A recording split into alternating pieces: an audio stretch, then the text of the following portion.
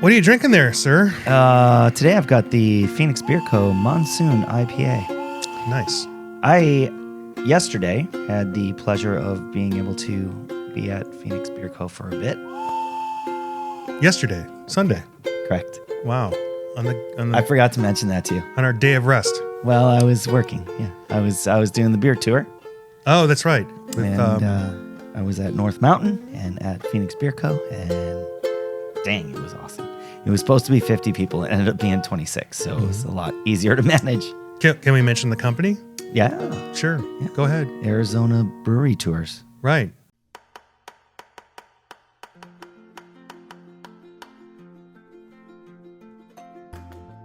Arizona is a wildly beautiful place,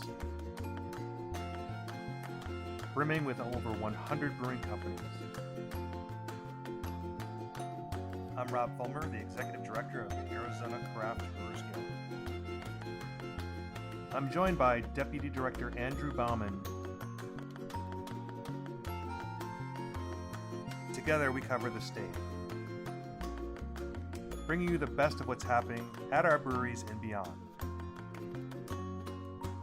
Welcome to Arizona Beer Frontier. Everybody knows him as Hoppy Moto. Yeah, Hoppy John Moto. Alvarado. We went out and had a corporate group and went to a couple breweries. Yeah. I got to talk about beer on the bus. It was from the Princess to North Mountain was, Long drive. it's a drive. Yeah. Anyways, that wasn't the point of this whole thing. We'll No. get to that later. No. So this is the GABF weekend, I guess. We didn't even do Hi, Rob. It's okay. All right. Andrew Bauman. Good. Now they know who we are. Perfect. Yeah, GABF weekend. You went up there for a few days to be with the people. Yeah. Yeah. Man, I tell you, I had so much FOMO. So hard. I wish you were there, but I did not bring you back any beer. I know. That's I know okay. I know there was a talk about that, but There was. one bag and all that stuff, and I'm like, we can shoot up there for the day, like we do it when we did Durango. We can do the same thing. It's not that far. We can figure that out. That's and by the way, Shawnee from the Colorado Craft Brewers Guild, she's like, oh yeah, that's a better solution. Yeah, come up here when it's not Maniac City. Yeah. So it was unplanned by me. It's normally a guild function that we go to it, but this year with the Brewers Association having a scaled back format because of construction at the Colorado Convention Center, they expected about 2/3 of the size of the crowd they normally get. They had 2/3 of the space, Etc.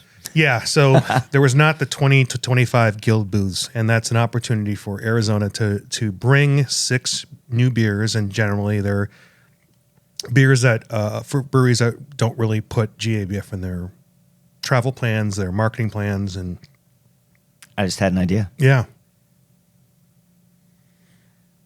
There's a bunch of Arizona Craft Beer Awards. booth. Opportunity to send your beers for people that win the awards. Oh, well, then we'd have to do the awards earlier. But Why? We don't have to. Oh, you're taking it this year? Okay. No, yeah, for next year, if we're doing the awards and the judging, we'd have the results before. There's a criteria in terms of like it has to be something that we recognize as something that's available, consistent. Mm-hmm. It's helpful if the brewery says, well, I wasn't planning on going, but I will go there to help you pour for 2 hours or 3 hours. That's actually very important because for one or two of us to stand and pour beers for 4 sessions is difficult. We can talk about, we're hoping it comes back next year. It's what I've been hearing on the grapevine that it's going to come back. And if you're going to the Great American Beer Festival, I got to stop using these GABF. Yeah, the shorthand. BA, Brewers Association. Right.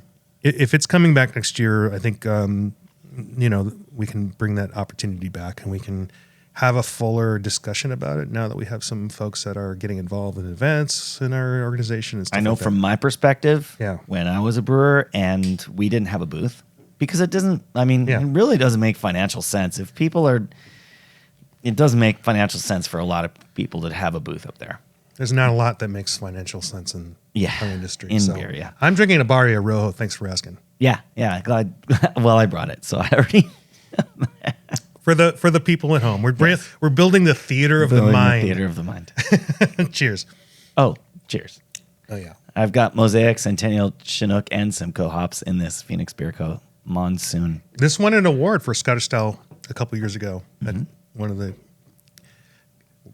So from my perspective as a brewer who wanted to go to GABF, was going to go either way. Yeah. To be able to have my beer there and spend a couple hours pouring my beer and my friend's beer at the guild booth, I loved it. It gave me like more of a reason to be there other than just I want to go. Yeah, and we had salespeople there like, this is so weird. I'm upselling another person's beer, but it was they found it very instructive because they the people who really took it seriously, and it wasn't everybody, I'll be honest with you. Some people were just like happy to be there, and they're like, can I go like try some beers now? But there's a wealth of beers in that. You're talking about 20 times 6. We were beers. next to the New York Brewers Guild when I was there. Yeah, and I was like, I can't believe I'm next to this. Like, look at all these beers from New York City. Yeah, from New York. Yeah. So, hopefully it'll come back. But it is a learning experience to talk about someone else's brand. And again, some people took it seriously. They looked into the style and like they looked at the sales numbers and they looked at. I'm not even joking. I didn't have that info, but I still already knew those beers probably better than anyone who did research. As a consumer, as somebody who's looking at flavors and understanding of like, if there's a beer that I like, I want to understand as a brewer how I can capitalize on my understanding of that beer. Yeah. I mean, why you go out to drink beers from other people as a brewer? Yeah. For those reasons. Yeah, exactly. Yeah. So not just I'm doing the air quotes research. I'm like, I got to go to GABF for research. Well, okay. To me, the research is talking to people and understanding things, and that's why I was the reason I went. It's outside of what normally we used to do in the job. Is like I had a streak going back to 2006, and I had some observations when in Denver when CBC came back and they sort of combined this event. It was an early version of CBC in terms of schedule wise and like how that city's recovering and just comparing, all that stuff. And so we flew in, or I flew in on Wednesday, and it was less busy. Like there was less industry people, there was less hoopla. But I wanted the whole thing or just that day? That day. Okay. Well, the whole thing. Okay. Sometimes, I think in some years I went Tuesday because that was the opportunity. Some people fly out earlier and like, you can run into people. And I go, when I say I go, I was like, well, I'm only going to run into these people 1 to 3 to 4 to 5 years now at this point. Like I haven't seen you in 5 years, and with the last iteration of this being over 1,000 days, I think it was like 1,035 days between 2019's GABF and this event. Yeah. Wow. Yeah. So yes, we've been to Denver. We've had similar things, but not the same. And this was not the same as 2019 for a lot of different reasons. But I went Wednesday because our counterpart, Shawnee, with the Colorado Craft Brewers Guild. Yeah. She was doing a talk at Brewbound. Brewbound is a trade publication. There's Brewbound. There's Beer Business Daily, Craft Business Daily, Beer and Brewing, Brewers Insight. Mm-hmm. They did a talk. It was sponsored by bigger breweries like Dogfish Head, and they had Shawnee talk and their board president, who I don't remember his name. I'm sorry, and they just gave a state of Colorado beer, which by the way, we're going to be doing. Well, this isn't going to be out. Maybe I should talk about it. What? We're doing a Reddit thing. Oh yeah, to talk about the state of beer, but we can refer. Wait, this won't be out. Wow. Why? It'll be out on Wednesday. Today's Monday. In 2 days, it'll be out. Yeah, we're doing our things tomorrow. It's all right. We won't mention it. We'll talk about it next week. All right. So she did a state of state, and they have 3 ballot initiatives. That means they spent money to get petitions signed on alcohol issues, and they're complicated because Colorado has already stated that it's just going through the post situation where they could only sell 3.2 beer in grocery stores, and just think about everyone's reverence for Colorado craft, and like you would think that we would not have one up on them, and we do. Now they're going to say, well, it's because we base our relationships on smaller places, and maybe that's why they're more successful in some areas. Honestly, I don't know. Because they could more easily have access to package market. Right. We have really easy access to the draft market. Right. But it is harder when breweries aren't pushed to have package.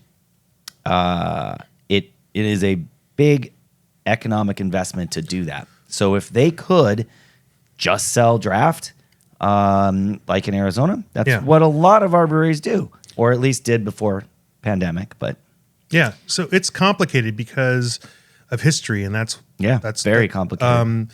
So one of the initiatives of the three, and they didn't get to the third one, which I think was a crime because they brought on some other people for some of the things. Because this isn't the most interesting stuff. This is transformative stuff. Like, so when they did that, so as a grocery store, you're like, well, now they can do it every one of their locations. There's no limit to how many grocery stores you can have. Mm-hmm. So like the liquor stores are like, this isn't fair. We are limited by how many liquor stores. They could only have one. Yeah. So they're like, well, they want it unlimited. And I'm like, oh, so I can see that now. So we're all supporting this initiative, right? Right? Except it's driven by bigger chains. Right, because now all your neighborhood local liquor stores are going to be supplanted by other players who didn't think it was worth it to go into that market if they could only have one. That's a great word, supplanted. Thank you. I love that word. Thank you. Yeah, so like if I've been doing this business, my aspiration maybe only to ever have one location. Right, but now I'm Total Wine, and I look at it and say, now I can put 15 Total Wines in, and all these smaller ones could be very... Well, Andrew, for someone who wasn't there, and I just related that you have exactly nailed the controversy or the nuance to this, which is why I've like 5 years ago, I was reading about this when they changed over to the 3-2 law was in such. I've always so kept it's complicated. Up on it. So she explained that. The other issues are also equally, but I don't think we should belabor that point. I went to there to support her, and guess who also was on a panel? The next panel about national sales. Wait, hold on. You know this because you saw probably. No, go ahead and tell me. Billy Clayton. Oh, really? I didn't Billy know Clayton that. That's amazing. Has been a journeyman in this industry. Wow. I think he was like one of the first people I knew to get the sis around, right? Mm-hmm. You know, started to do beer dinners, worked for a couple bars, got the Odell job as the Arizona state rep, basically went to the school of J.R. Wheeler, which is another person I know and reconnected with in Colorado. And is now the national salesperson. And it's so weird. Wow, that's awesome. It's so weird to have him capture. It shouldn't be weird, but just because to really be the focus of a talk. And like, he had some other breweries up there, and I won't mention them, that, you know, are in and of themselves, like, you know, forces. And for him to sort of like dominate the conversation and it was great. I ran into Chelsea Sanzari too from Left Hand. She used to be the beer rep here too. Yeah. So that was a fun event, and I'm glad. I just wanted to show my support because Brewbound did it, and they were given some proceeds, whatever that means to the guild. But they gave the guilds a shout out. But Brewbound, if you're listening, and I know you do, give more time to the guilds because that whole legislative piece was probably more influential in the state of Colorado than and again, no offense, Billy Clayton, the sales part, I had to do some phone work, so I missed the third segment. I'm going to admit that. I don't always pay attention to everything that's going on in that stuff. But hey, it's important stuff. That was Wednesday. Sounds good. Did you go to Bierstadt? I did. I didn't go on Wednesday. I did not. I didn't get there till Friday. Oh, well, then we don't have to talk about it yet. I don't know, man. I need to refer to my cheat sheet here and see what I was doing. But yes. Yeah, we ended up going to the Porchdrinking 10-year anniversary. Yeah. And that's something that's like one of those like, oh man, that really ages me because like, you know, like, and I met Tristan Chan and the editor. I'm like, I didn't, you know, like there's slow motion kind of a bigger deal, right? Like than in my mind. Because again, I'm in it. it's like high school. Like, oh, those guys were freshmen, and holy cow. Actually, I was a freshman when they were freshmen, so I shouldn't say anything. That's okay. But they had a little event. Cool. But just for the event people out there, the beer event people, it's like pretty smaller room, 3 people, 4 breweries to a 6-foot table. Right. I just don't know if Arizona is ready for that. Maybe they are, because our breweries want their branding, and I think people want their space. It's something that's maybe it's a more accessible form of a festival for breweries to not have to bring all of their stuff all the time to every festival. Maybe that's a good idea. I don't know. We sort of went through that a little bit, and it's a continuing dialogue on that. But I had fun, obviously. I ran into people I knew, and I had this barrel-aged seltzer. Wow. And that last word really threw me. Well, they made a seltzer for Collab Fest, and that got shut down in March of 2020 for them. And they said, well, we might as well sit on this. And, it had lost its fizz, and they bottled it, just Did they recarb it? For God's sake. Oh, no, but it was okay because it was like clearish, and it was like somebody just took a barrel-aged stout, believe it or not, and just like said, we're going to remove all the beer parts. And then it was like almost like an extract of the original idea. Wild. You know what I mean? Like it was interesting. I don't know if I would drink a lot of it. I didn't drink a lot of it. I mean, how much barrel-aged stuff can you drink a lot of, really? Oh, I don't know. I didn't map it out, but I probably did. I did more than I normally do. Yeah. Because at this kind of thing, it's like rando, oh, there's a bottle of Hunapoo and no one's drinking it. I went to a bottle share too. I'll just drink that. Yeah. And was that Wednesday? This was all Wednesday, but the Hunapoo was not. Oh. Look at the. Yeah, ran into Josh, who used to work at Oso. He works at Ratio Beer Works. Hung out with him for a little bit. Wow. Yeah, no, it was fun, and I also went to this Czech style brewery, Cohesion. So you're getting 8 Plato, 10 Plato, 12 Plato, and they did the side pour thing, and with the and they were doing the Milka shots, which is just all foam. And that everybody was. Here's the thing. I don't understand. You keep talking, and I'm like, what? Oh, so the Czech style pour, they control how much foam you have, and I can't remember. There's 7 in Czechoslovakia. Okay. Different ways you can pour a Czech lager. Oh. With the varying amounts of foam. And if you do the Milka, it's supposed to be, well, in America, of course, we're doing as shooters. You're supposed to do that. You do get flavor and you do get aroma, and it's just a different experience. Like, I would recommend, if you can try it, you should. It's not how Czechs drink beer all the time. It's just, hey, have another beer. Well, I'm kind of full. Just get this deglassed version of it, degassed, right? Mm-hmm. And you can sort of, enjoy that slower, and you're not drinking as much volume. Okay. So it's kind of brilliant in that way. And those guys know their beer. They drink the most per capita of any country in the world. So they had that, and I was just thinking to myself, I went to the Czech Republic, or I don't know if it was Czech Republic or Czechia at the time, and I had some friends tell me where to go, and they sent me to the Lukr, Lukr, place, and it was like, what am I doing here? I was looking for breweries. I'm like, my wife and I, Brenda, we spent, I don't know, a couple hours talking, and he was explaining that, and that was before anyone had that equipment. And the lagering tanks, and I've told a few people this. I'm like, okay, Rob, we're not. And now it's just blown up, right? Yeah. These side pull things. Take a walk over there. Take a little bit of time. It doesn't cost that much to fly to Europe. No. And then spend 5 days. People can do that. My point, that was 6 years ago, and I know I talked to people about it, and it's all right. It was expensive then. Probably they're expensive now, but no, it's not that much. I don't know. Anyway, that's what I did that day. Fun. Yeah, no. And I stayed in Rhino. Normally we stay downtown because all the stuff. You're paying $300 a room and all that stuff. But I stayed in a small Airbnb in Rhino, and I walked, and it's an hour walk, maybe an hour, 20 minutes, depending on where you're going. What about the Airbnb? Tell me about the archaeology of it. Oh, it was definitely for rent. There was no... Nothing exciting? No, but I didn't take a picture of it. Well, that pretty much says it. No, for our last podcast, we stayed in that Airbnb and there was Paris pillows. I'm like, oh, And there's a whole lot of stuff to take pictures of there. the room I had pillows that said Paris. Denver. No, this was in Wickenburg. Remember? Oh, Wickenburg. I got there earlier. I'm like, hey, I choose the Paris room. Paris It'll be room, funny yes. when you get here.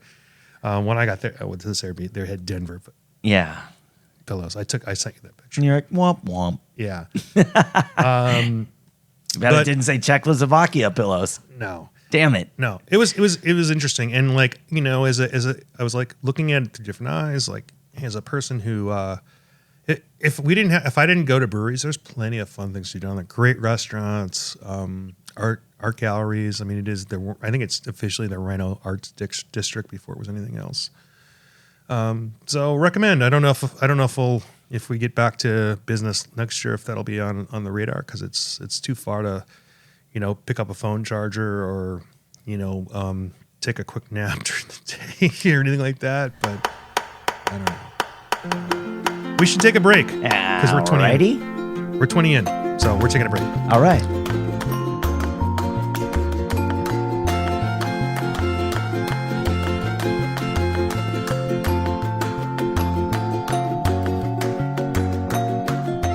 Hey, welcome back, Rob. Hey, thank you. No worries. My pleasure. So unusual for me to be doing all the talking, but I was there and you weren't. So So unusual. oh my gosh. So the whole point of this is to go to the Great American Beer Festival.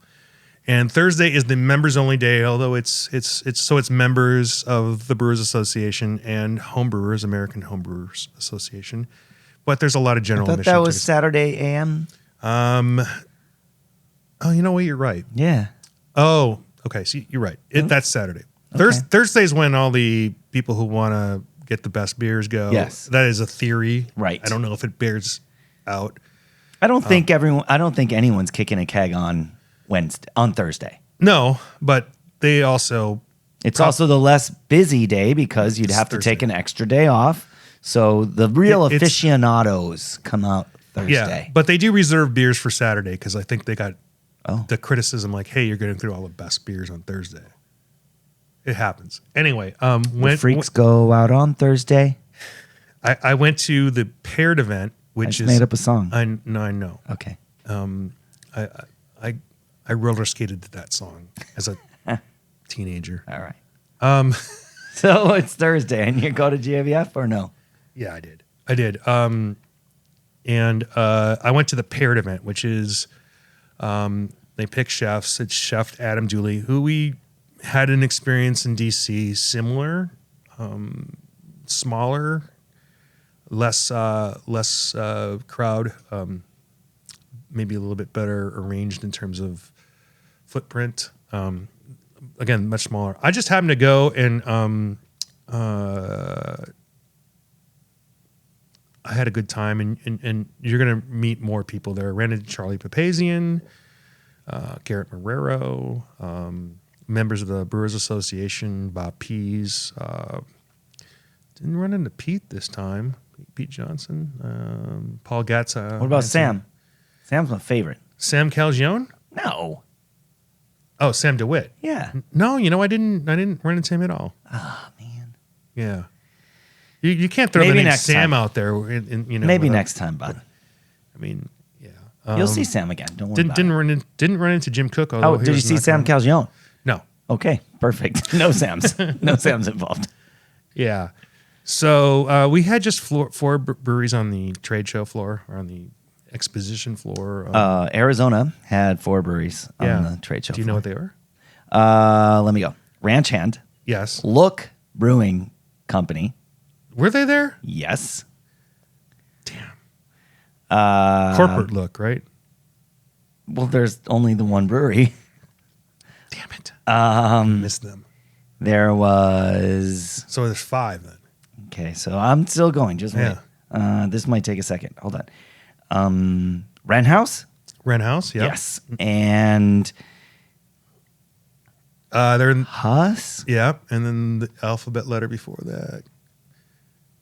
What's the name of our state? What? The name of our state is Arizona. What's our tagline? Oh, all right. Just tell me. Grand Canyon State. Grand Canyon. I knew they were there. So they did these in alphabetical order this year, which is everything was alphabetical. Oh my God, yes. There was not division by area of the country. No, I kind of like that. No, you don't. I kind of do. As a brewery, I would kind of like that. No, I don't know. Well, maybe. I don't know. It made me mislook because I was like, I got no time to crunch that. Like somebody did, but I don't.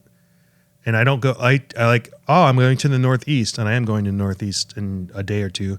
I don't have time to find all the main breweries by alphabet.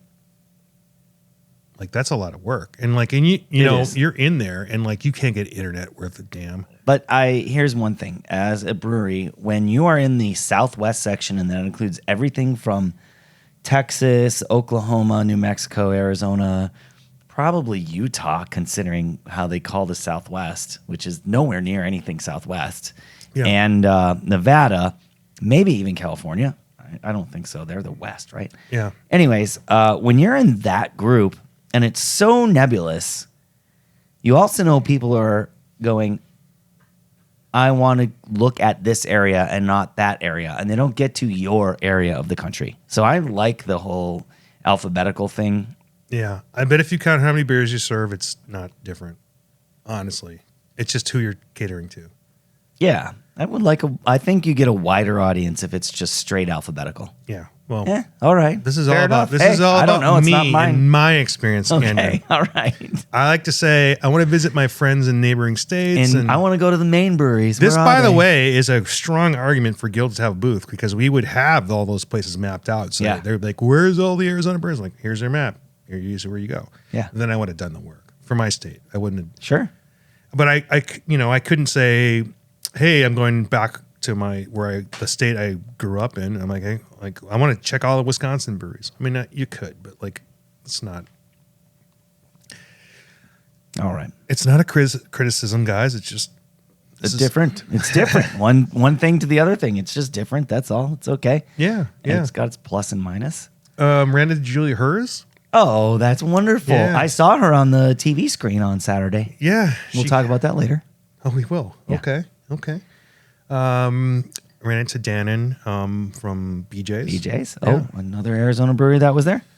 Yeah. And they are officially telling everybody, so we can talk about this now. We won't get into it, but they're temporarily pulling their brewing operations out of Arizona. And it's with a lot of regret. And we won't get into it too much other than to say that every brewery that put stainless steel in our state, as a guild, we warmly embraced, especially if they had a larger operation, because those are the guys that are teaching great practices. They're building a farm club of people who will start breweries. People go to that brewery to learn, and they go on to do their other things. And there are people who, at the top of their career, decide they enjoy the flexibility of working for a company that may place them in other parts of the country. And that has definitely happened. And it's a loss for Arizona. I had a long talk about this yesterday in the car with Hapimoto. Oh, really? Yes. Yeah. And specifically, those things, like that's where people learn so many critical QA things without, there are a lot more people who have gone to brewing school who learn those in a structured situation. But for so long, that structured situation was working for one of those chain breweries. Yeah. Quote, air quotes, chain breweries that people like to kind of like blow off. Rock Bottom, Gordon Biersch, right. BJ's. But they're so critical to the quality of independent breweries that opened before there was so much opportunity for a technical learning environment.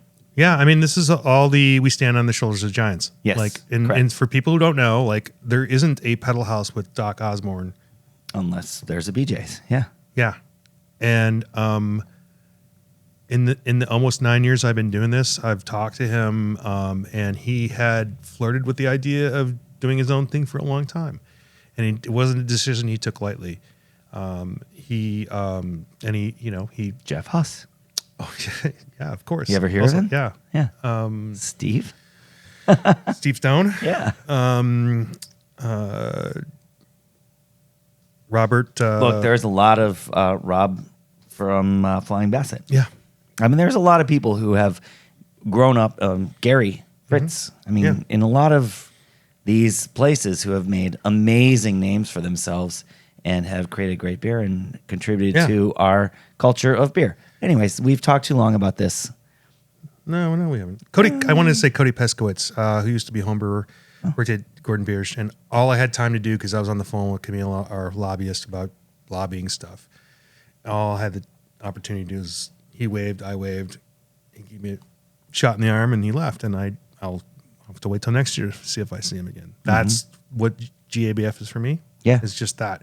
Oh, man. I went to a speakeasy, an actual speakeasy, not a bar that, you have to have a password. Hey, I'm wondering if maybe we should split this into 2. 2 episodes? Yeah. Because we're already at like 40 30. minutes. We can. Let's just I take a think we break. should. Let's just take a break. Okay. And we'll let our crack production staff figure this out. Perfect.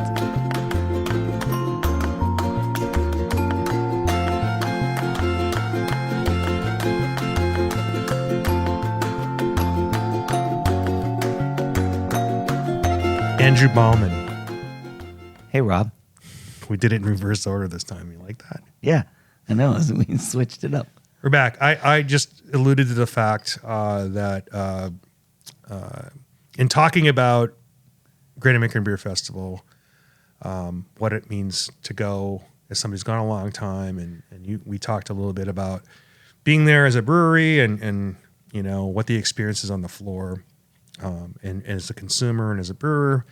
But I went to a speakeasy, an actual speakeasy in Denver. And, wow. It wasn't connected with an actual licensed location. And I had to sign a non-disclosure. What? I don't understand.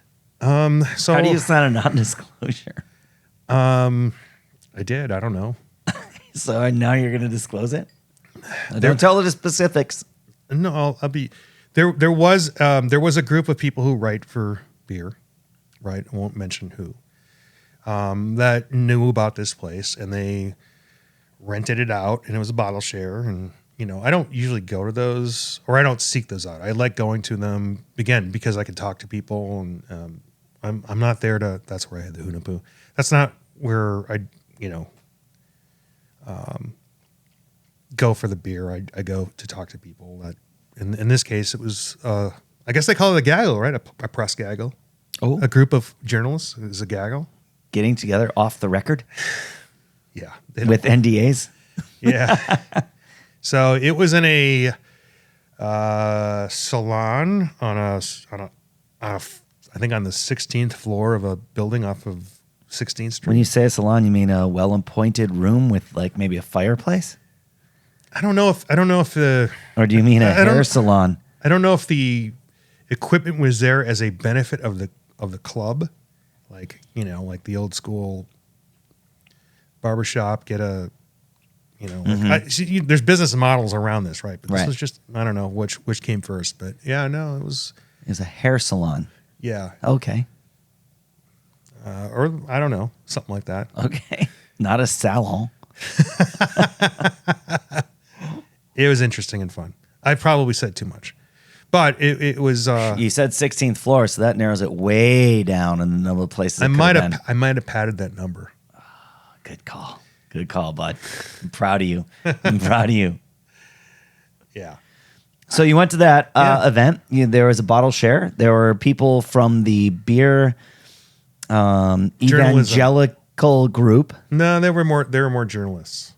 Oh, okay. Yeah. So that was fun, and in industry people, here and there, and it was just kind of a constant churn, not a big crowd. But yeah, no, I mean, it was just something I had never done at GABF, and because we didn't have the responsibility of having a booth. Changes things a little bit, yeah, definitely. So I remember a few years ago the Lagunitas suite that they used to do. Oh yeah. Did they do that this year? That I don't know. I don't know. I will tell you that you can't know everything that happens in town for sure. A lot of the events were dialed down. Yeah. People didn't have the bigger end caps. They didn't bring a full staff. 1 year, Twin Peaks Brewery had a giant end cap. Yeah. Giant. So I do have a photo of them selling out all of their beer, and at the same time as Russian River sold out all their beer. So there's no accounting for that. I mean, alphabetically, RT, they're pretty close. There's a lot of S breweries though. Smelter Town. They weren't there. Okay. What are you talking about, Smelter Town? And it's the letter S. Oh, right. That's the first S that comes to mind? Yes, it is, because that's one of my members. What do you want from me? We can talk about the awards and we can circle back. We have some awards too, and this is if you stuck around this long, this is like the payoff for listening. Yeah. Oh, is there a secret code? No. Is there a secret website they can go to? No. No. I should probably thought that through. Damn it. I mean, I did buy that. Yeah, I'm not gonna be able to figure that out. Shit. So GABF Awards. That's Saturday. Saturday starts at 10 o'clock. There's a breakfast. Missed the breakfast. I mean, there's a breakfast, meaning like you walk through and there's coffee and some... No, there's usually a hosted breakfast. Oh. It used to be Breckenridge for many, many years, and then they don't have that tap room anymore. And even after the ABI thing, it was still legit a place to be because Todd Tebow from there, who reps and has moved on a little bit, and still a guy that I didn't run into there, but I'd love to hang out with a beer because he's such a knowledgeable guy. Breckenridge, by the way, do you remember this, or do you remember hearing they had a tap room brewery on River Road in Tucson? No, I did not know that. Yeah, 100%. They were before their time. I talked to the Tommyknocker guys, by the way. Oh, there is the first place that I ever learned that breweries build their own water. Yeah. Was Tommyknocker. Took a tour down there way back. 15, 17 years ago? Yeah. They said it was, they spoke to the difference in the market back then when they came. And they said everyone was excited that they came and they wanted to buy a truckload of beer and they wanted to sit on it at room temperature. They wanted the discount of buying a truckload of beer, literally. And oh my gosh. Yeah, we've come a long way, haven't we? Yeah, thanks. I hope. Anyway.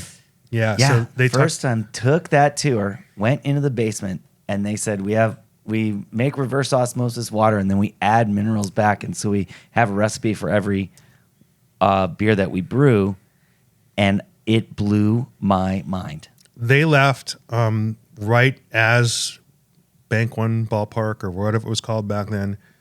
Chase, where the Diamondbacks play, whatever it's called now, doesn't matter. They were there, and they didn't ever get the advantage of having that place sort of blow up. And I moved here the day that the Diamondbacks had their first game. Yeah. And I didn't go there for at least a year after that. Yeah. So no, I'm just saying they were here for a while. Well, but it never grew to the other side of the tracks, right? And they bottled there. I knew this before. They had a bottling line there. I mean, the whole shebang. Like, and they're like, hey, you guys got in too early, and like, I wish it would have worked out because, again, get back to what we're saying. Like, people would have learned. They were gone within 2 years. Like 3 years is when the Diamondbacks won the World Series, right? Yeah, so they were gone before that. More people as in the industry will learn packaging. Yeah. Then it's so anyway. And there's a whole other legal story after that. And like people, every once in a while, it hasn't happened in a while. They say, I got this great location for a brewery. It's already got brewing equipment inside. I'm like, yeah. You're never going to get it out of there. Yeah. It's in a historic building. It's going to be. It might still be there. It could be. Those guys thought that was all basement. Those guys thought it was walled off now and like abandoned inside that. I don't know. I said because they asked me. I'm like, the last I saw it was like some gym or something. That building is. Yeah. I mean, I don't know. There's nothing. Okay. Moving on. Okay, so there's a Great American Beer Festival Awards show, Rob. Yeah. After breakfast. We started at breakfast and we got here. I know. The awards. I try to go, or I have gone in the job, and it's just to give everybody a flag, take some more photos. It's always a little. It's fun to give them immediate photos. There is a photo crew there, but it takes a while to find your photo, and they're all the same, and they're at the same angle, and and people use those too. But it's different to have a different experience. And then, if I want to give the medals, and I'm going to give the medal to Saddle Mountain in a little bit, so I got to leave, and just so I can hit rush hour, so I can hit rush hour both ways. You're already late. Yeah. And then tomorrow we're giving it to Oro. So Oro won a gold medal for the coffee Cafe beer. Oro. Yeah. What a year they've had. Yeah. So and then amazing. And then also not there, I picked up the medal and did the whole flag thing and for Saddle Mountain bronze medal. And yeah, I mean clandestine. It's a legend. Honestly, at this point, you have to call it a legend. They've gotten 4 GABF WBCs. Yeah, I think they have at least Great American Beer Festival and World Beer Cup. They have at least 3 gold in a row, I think. I mean, so many. I haven't put it in our spreadsheet yet. I haven't cranked it out. It's a lot. But live in effect with a team of 7 people. Rent House was there, so gave them a little video and all that stuff, and it was just they were very excited. They won for an Oktoberfest fest beer. Yes. So, and there are a lot of entries in that category. Yeah, and that's a good segue to our Arizona Craft Beer Awards. It is true. Yeah, because we timed it. We worked with Phoenix Magazine to collect GABF entries. You should also enter our local competition. It's all judged. It's all done. We're just waiting for October 20. We didn't want to get up all in the GABF awards, so we decided to wait a couple weeks after that because we're nice. Rain on their parade. I think it's great to get 2 sets of feedback and validation, from what they're doing. And so the 21st is when we are giving the awards to the industry. And we have that as a mostly industry only, because you got to imagine of the spaces that we have in the auditorium that we're doing it in. Most of those are. It's not 10,000 people. No, it's closer to a few hundred. It's 275. And so we will have a few tickets available, and you're going to have to we'll get that out in email. If you bought a ticket from us in the past, it'll come in the form of an email, a newsletter type format from MailChimp. Yeah. But we can put a code on. If you're listening to the podcast, you'll have to go to the platform and read the description. And if you're on YouTube, it'll be in the YouTube description. And we'll put the code on how to have access to that. And I'm going to say, if you get in, it's going to be lucky, because I think these are going to go fast. It's your chance to be there. There's 50 tickets available. It's your chance to be there to show support for the breweries that entered and be there. And there's going to be some beers. We have a mayor of a city presenting one of the awards.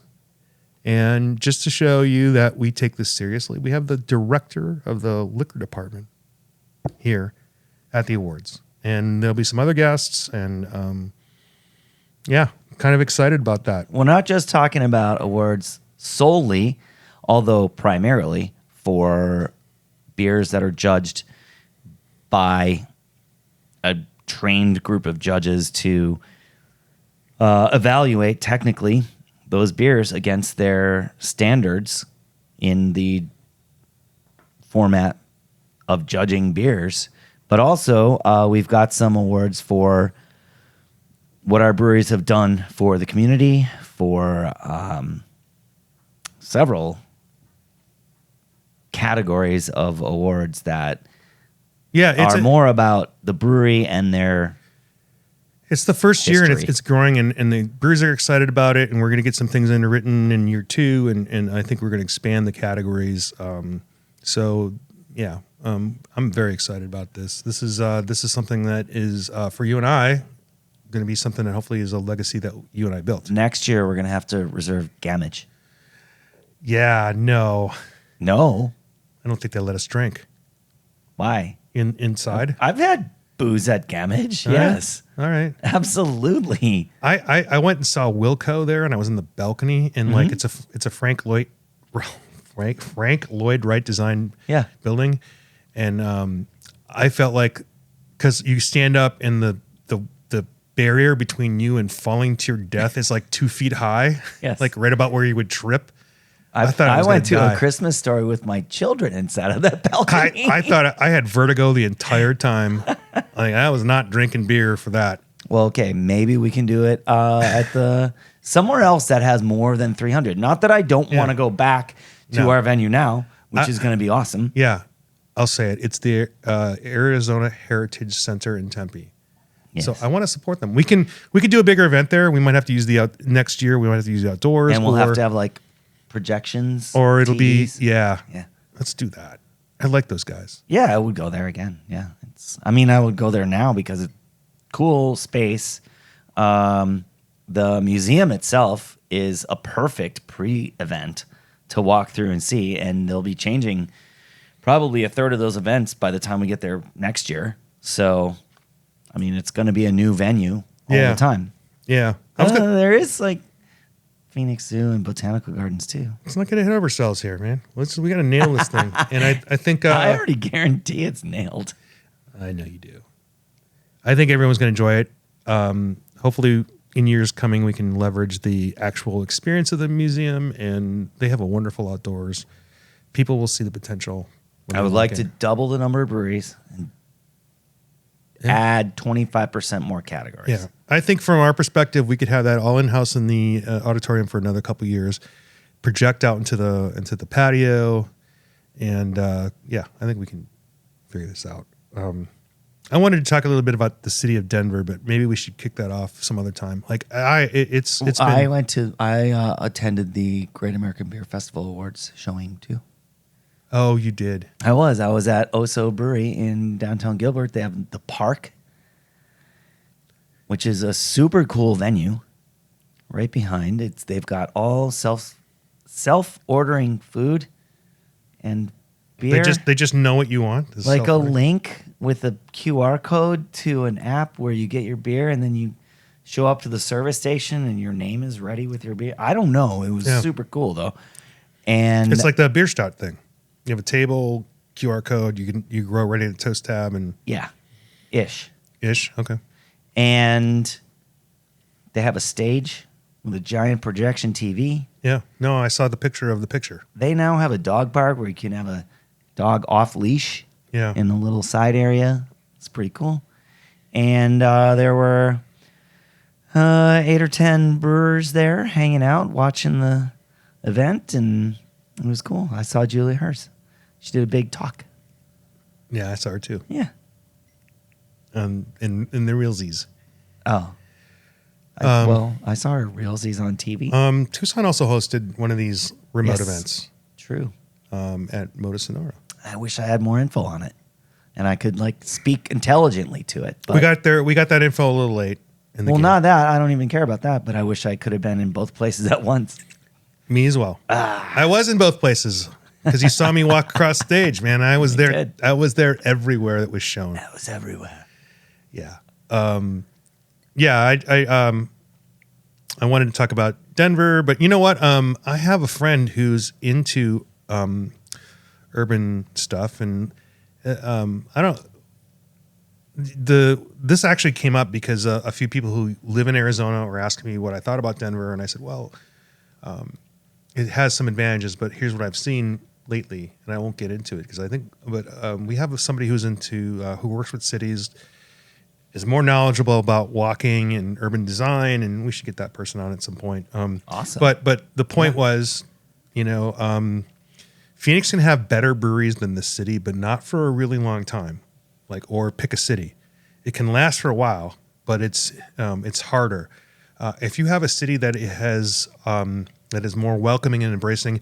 And it's not just about beer. It's, about parking and accessibility, walkability, shade, things like that. Things that we appreciated in Wickenburg, you can have a great experience, and it can be an environment where you're the first business there and restaurants fill in, shops fill in. But I think I'll hold my Denver. Like Douglas is looking for a brewery, like Safford's looking for a brewery, like that. Yeah. Yeah. Yeah. So I got to go. I got to deliver this medal to them. They need that. Do. I got to go do my taxes. I know. All right. As always, cheers. Hey, thanks for listening, everybody. And make sure and get yourself out to those Arizona Craft Beer Awards ceremony if you can, because it's going to be really fun. Yeah. I'm so excited. And if you have taglines for us, because bye just doesn't float it. I was thinking about like we bring the beer to you and you can't be there or something like that. Yeah, maybe like allergies are killing me. No, not that. What? All right. Cheers. Thanks.